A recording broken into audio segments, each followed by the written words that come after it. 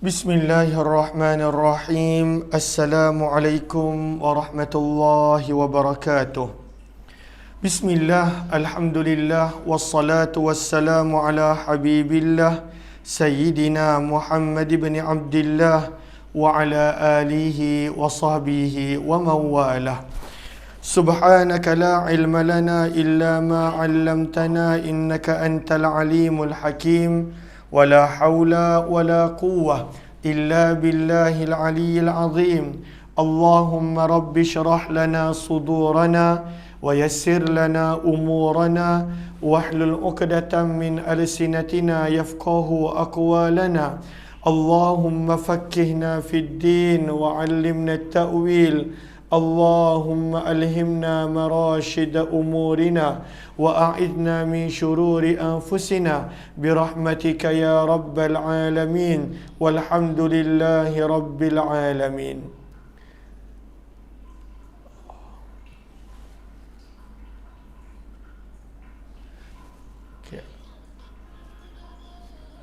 Sebentar TikTok saya tak boleh nak on. Kenapa? Allahumma salli ala Sayyidina Muhammad.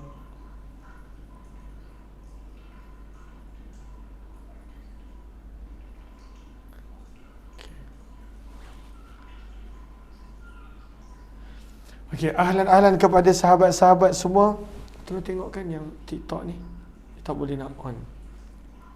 Ahlan-ahlan Kamiza Muhammad Amil, Ummi Zayhadi, Zabaria Muhammad Yusuf, Fauzan Muhammad, Salbia Ali, Nadia Iswana, Zakia Muhammad Nin, Nurisa Wan Hasan, Habibah Suib, kemudian Wan Nasrah Wan Ismail, Zaliha Kamaruddin, Nurzita Rifin, Nur Aini Muhammad Teb, Nadia Iswana, Iza Salik, Zahini Wahid, Nazifa Abdullah, Nurida Said, kemudian Siti Nur Majid, Zainun Hadi, Kak Syarizu, Nurzita Rifin, Kak Jamila Ihsan, Nur Rehan, Sabariyah Surin, Zakia Muhammad Nin, Nadia Iswana, Fidah Ida, kemudian Salsabil Muhammad Nur, Hayati Uthman, Az-Zahra, Himayatul Husna, Fidah Ida, Haninani, Asyah Basirun, Sarah, Rohana, Az-Zahra, Fatimah Cikmat, Zianat binti Husin Nab, Wan Nurmah, serta Arina Omar, Hasna Yusuf, Zaina Osman, Zuraida, Syed Ahmad, Zaida, Virta Delima dan juga semua sahabat-sahabat yang lain. Mohon dia sebaik untuk bantu share, bantu untuk kongsi, bantu untuk sebar luas. Mudah-mudahan lebih ramai yang beroleh manfaat insya-Allah. Lalu pada petang ni kita nak sambung pembacaan kita di dalam tajuk buku Mahsyar yang kita telah mulakan dan kita telah masuk pada siri yang keempat. Mahsyar siri yang keempat pada hari ini, hari Khamis. Lalu kita telah tiba pada muka surat yang ke-27 berkenaan tentang perkara yang kedua yang patut kita jaga dalam pengembaraan bacaan buku ini. Maka yang pertama adalah berkenaan tentang pentingnya niat. Sangat penting pada waktu itu memiliki niat. Tak boleh Kenapa? Minta maaf, TikTok dia tak boleh nak. Okey.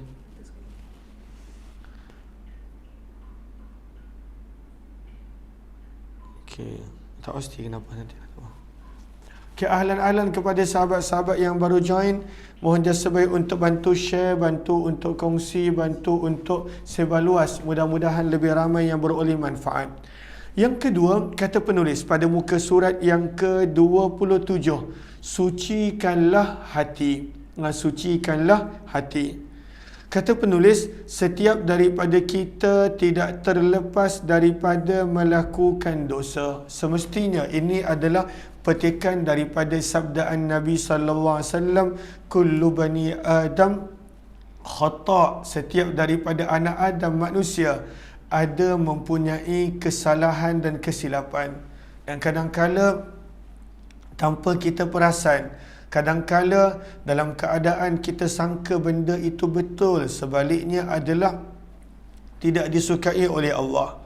Maka kata penulis, setiap daripada kita tidak terlepas daripada melakukan dosa. Lemahnya manusia dan kita bukanlah Nabi yang maksum, terpelihara daripada melakukan maksiat dan dosa.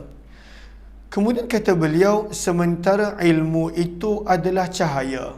Ilmu adalah cahaya.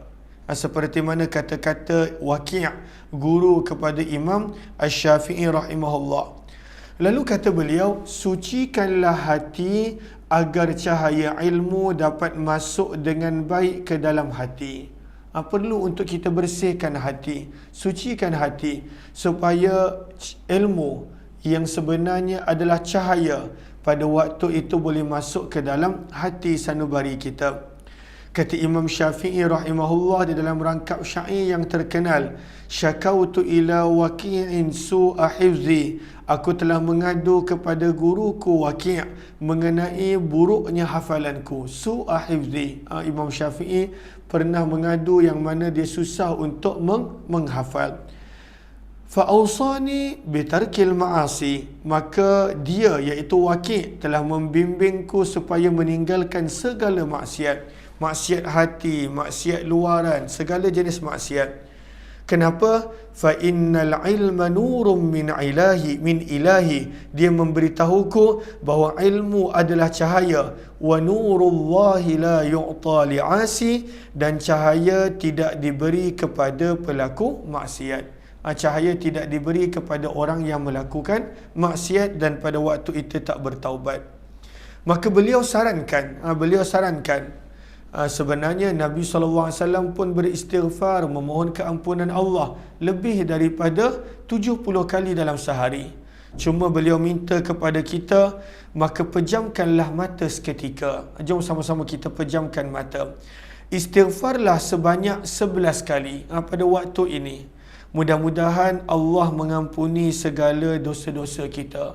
Lalu kita bukan sekadar mengucapkan istighfar pada lidah, menyelami maksud permohonan agar Allah ampunkan dosa dan maksiat kita.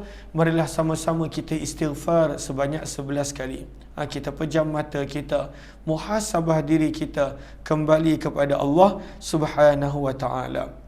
Astaghfirullah, astaghfirullah, astaghfirullah, astaghfirullah, astaghfirullah, astaghfirullah, astaghfirullah, astaghfirullah, astaghfirullah, astaghfirullah, astaghfirullahalazim الذي لا إله إلا هو الحي القيوم وأتوب إليه آمين يا رب العالمين. Maka yang ketiga kata penulis, yang pertama jaga niat, yang kedua bersihkan hati sentiasa dengan memohon keampunan Allah agar ilmu yang hakikatnya adalah cahaya daripada Allah boleh masuk dengan baik ke dalam hati yang bersih. Yang ketiga kata penulis, berselawatlah kepada baginda Nabi sallallahu alaihi wasallam. Kata beliau, salah satu sebab sedikitnya barakah pada zaman ini adalah kerana ramainya umat Islam yang tidak lagi memperbanyakkan selawat kepada Nabi sallallahu alaihi wasallam. Banyakkan selawat. Kita baca dalam hadis pun, dalam hadis Ubay bin Ka'ab tak silap saya, bagaimana pada waktu itu Nabi sarankan untuk dia memperbanyakkan selawat. Dalam doanya pada waktu itu dia berkata, wahai Rasulullah, aku telah menjadikan 1/3 daripada doaku adalah selawat. Nabi kata bagus, tapi kalau tambah lebih baik, maka dia tambah kepada separuh. Nabi ucap benda yang sama, dia tambah kepada 2/3, sehingga akhirnya dia berkata, aku jadikan keseluruhan doaku adalah selawat kepadamu sallallahu alaihi wasallam. Ya, kata beliau, selawat kepada Nabi sallallahu alaihi wasallam adalah antara sebab banyaknya barakah. Sebab bila kita berselawat sekali, Allah kurniakan 10 rahmah sebagai ganti. Seterusnya muka surat 28. Selawat kepada baginda juga antara sebab agar cepat dikabulkan segala hajat. Kata Abu Sulaiman Ad-Darani rahimahullah, muka surat 28, sesiapa yang meminta kepada Allah suatu hajat, maka hendaklah memulakan berselawat kepada baginda Nabi sallallahu alaihi wasallam, lalu mohonlah hajatnya, kemudian tutuplah pula doa tadi, hajat tadi juga dengan selawat kepada baginda Nabi sallallahu alaihi wasallam. Sesungguhnya ia akan diterima dan Allah Subhanahu wa taala sangat pemurah dari menolak di antara dua selawat tersebut. Apabila kita mulakan doa dengan selawat, tutup dengan selawat, maka jarang Allah menolak permintaan yang ada di antara dua selawat, kata Imam Abu Sulaiman Ad-Darani rahimahullahu ta'ala. Sebab itu kita digalakkan untuk memperbanyakkan selawat kepada baginda Nabi sallallahu alaihi wasallam. Ahlan-ahlan kepada sahabat-sahabat yang baru join, mohon jasa baik untuk bantu share, bantu untuk kongsi, bantu untuk sebar luas. Mudah-mudahan lebih ramai yang beroleh manfaat insya-Allah. Adakah line hang? Cuba tengok line kita hang ke? Ataupun bukan daripada line saya? Sebelum saya teruskan, adakah line hang? Sebab saya baru perasan ada yang pada waktu itu tulis line hang. Adakah daripada saya, line kita ke? Tengok wifi hijau ke merah? Kuning, hijau ke merah? Hijau.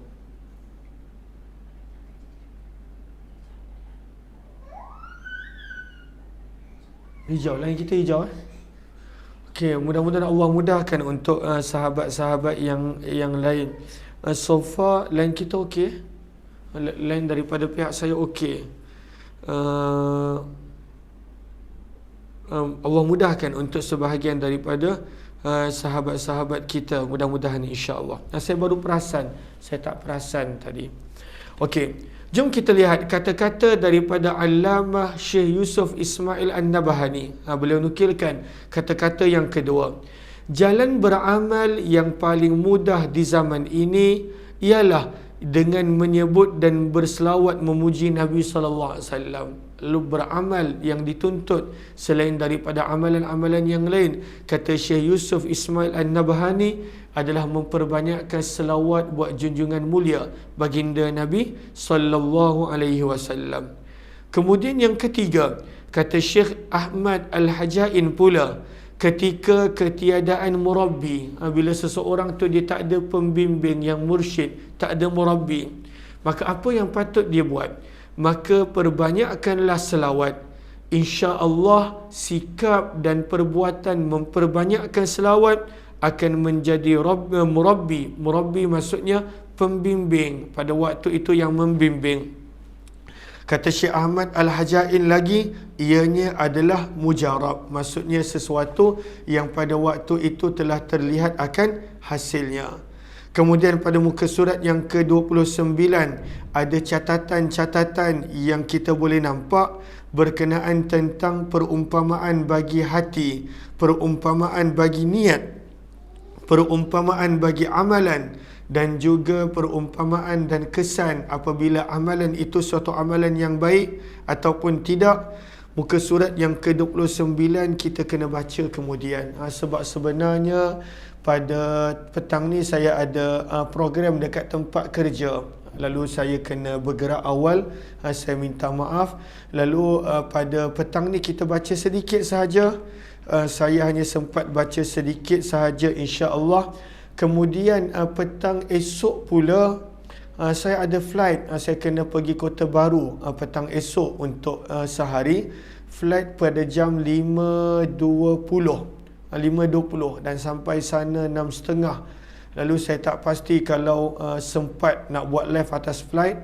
Lalu mungkin tak sempat untuk buat live, kecuali kalau saya sampai airport awal selepas asar sampai, maka mungkin kita buat live awal sedikit sambil menunggu flight. Sebab boring juga sebenarnya nak tunggu flight daripada tak buat apa. Tapi nanti itu akan dimaklumkan. Kalau tidak, mungkin esok tidak ada sebarang perkongsian. Mudah-mudahan insya-Allah. Saya minta maaf hanya 17 minit pada hari ini sebab ada program dekat tempat kerja.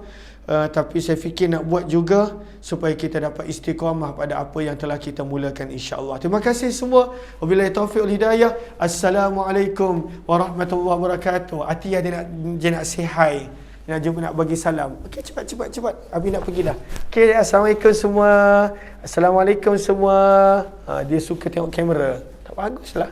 Okey, assalamualaikum semua. Masya-Allah tabarakallah. Excited pula. Okey. Jumpa lagi. Jika ada yang ingin untuk membuat pembelian buku Mahsyar, boleh tekan link yang berada di ruangan komen. Okey. Jumpa lagi. Masya-Allah tabarakallah.